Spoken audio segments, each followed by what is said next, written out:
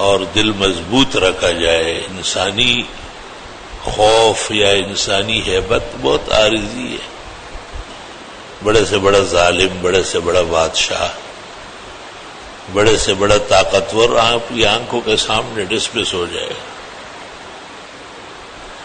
اس لیے کہتے ہیں کہ غم انسان کوئی چیز نہیں ہے.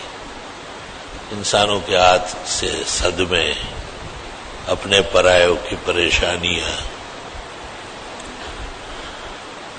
سکون میں فرق آتا ہے لیکن اجر بڑھتا ہے. جب آپ صحیح ہو، آپ درست سمت پر ہو، کوشش یہ ہو کہ آپ ظالم نہ ہو. زیادتی آپ کی طرف سے نہیں ہونا چاہیے. تو ہر لمحہ، ہر آن، ہر گھڑی اجر ثواب. شاید بعض چیزیں ایسی ہے جو اس طرح پوری ہو جاتی ہے.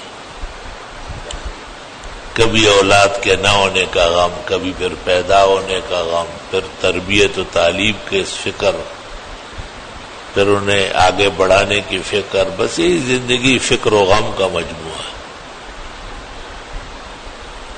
پھر دوسروں کی بچیاں آ جائے، آپ کی بچیاں جائے، مسئلے مسائل.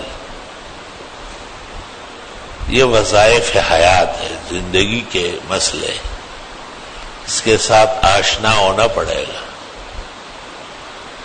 اللہ سے خیر مانگی جائے، عافیت مانگی جائے. حدیث شریف میں ہے کہ امتی کو جب غم پہنچے تو مجھے دیکھے اور مجھے یاد کرے، غم ختم ہو جائے. کیونکہ حضرت بہت غمگین رہے. ماں باپ اٹھ گئے، پوری قوم دشمن بن گئی. اللہ کی مدد نصرت تو شامل حال تھی. 4 بیٹھے ہوئے، چاروں کے 4 مر گئے. اور اللہ نے کہا بھی کہ یہ نہیں بچیں گے. یہ بڑے ہو کہ آپ ان کے باپ کہلائے، یہ برداشت نہیں ہے. کتنا نازک مقام ہے. اللہ اکبر. 4 بیٹیاں ہیں، ان میں سے 3 کے جنازے آپ نے پڑھائے.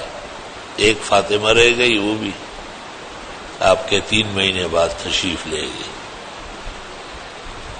دین کتنا بڑا دیا قیامت تک.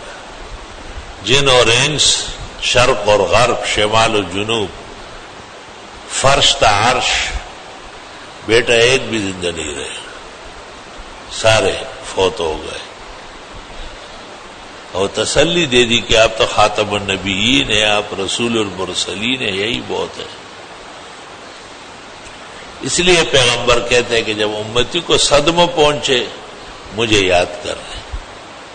صدمہ، غم چھٹ جائے گا. حضرت صلی اللہ علیہ وسلم کی سیرت میں کان دائم الحزن، ہمیشہ غمگین رہتے. اور جب آپ قرآن شریف پڑھتے تھے نماز میں رات کے اندھیروں میں تو ایسا لگتا تھا کہ عزیز المرجل، جیسے اندر ہانڈیاں پک رہی ہے اور گوشت جلس رہا ہے.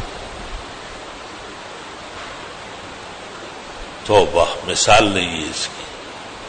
دوسری طرف آتا ہے کان دائم البشر، یعنی ہمیشہ خوش رہتے تھے. تو علماء کہتے منصب کے اعتبار سے تو غم تھا، لیکن لوگوں کو خوش کرنے کے لیے آپ اس طرح دکھائی دیتے تھے تاکہ اور لوگ غمگین نہ ہو جائے. بہت بڑا مقام مرتبہ ہے.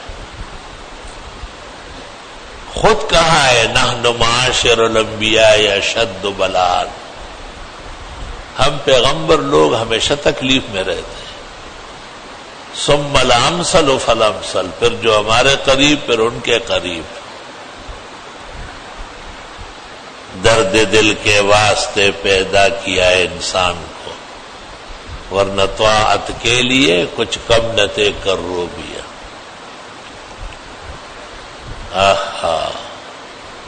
ایک غم گناہ کا ہے اور جہنم کا ہے، اور وہ نہیں ہونا چاہیے. آخرت کا غم جو ہے وہ ختم نہیں ہوگا. آخرت کی تو نعمت ہے تو خالدین فیہا، تکلیف ہے خالدین فیہا، ہر ایک ہمیشہ ہے. اس لیے علماء کہتے ہیں یہاں کے چکمکیاں اتارو چڑھاؤ یہ گزر جائے گا، اس سے مت خفا ہو. اللہ سے خیر مانگے، مدد مانگے، حفاظت مانگے، خوب دعائیں مانگے. پیوست رہ شجر سے امیدی بہار رکھ. حدیث شریف میں فرمایا کہ جس نے دنیا کے غموں کو پیچھے کیا اور آخرت کے غم کی فکر کرنے لگا، کف اللہ ہمہ ومہمہ او کما قال، اللہ اس کے غم اور غمجن کرنے والی چیزوں کے لیے کافی ہو جائے گا. کہتے ہیں جب بڑا غم آتا ہے، بڑی مصیبت، تو چھوٹی ویسے ہی گزر جاتی ہے، وہ کوئی حقیقت ہی نہیں. شیخ الاسلام شیخ العرب والعجم صدر المدرسین دارالعلوم دیوبند حضرت اقدس حضرت مولانا حسین احمد صاحب مدنی رحمت اللہ علیہ بعض جگہ قیام فرماتے تھے، لوگوں کو بڑی محبت ہو جاتی تھی. جب وہاں سے روانہ ہوتے تو لوگ روتے تھے، تو کسی نے پوچھا حضرت آپ کو بھی صدمہ ہے؟ کہا بالکل نہیں، ذرہ برابر بھی مجھے آپ کا صدمہ نہیں. پوچھا کیوں؟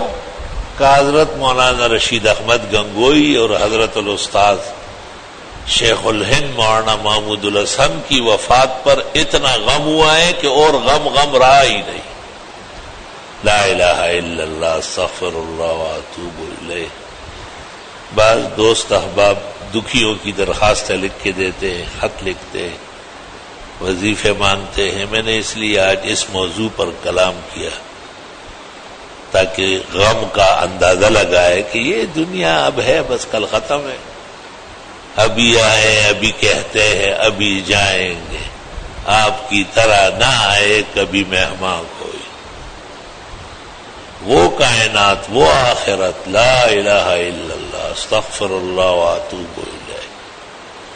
وہاں کے غم سے، صدموں سے، آگ سے، تپش سے، گرمی سے، حرارت سے، اللہ کی ناراضگی سے اور اس کے بد انجام سے اللہ محفوظ فرمائے.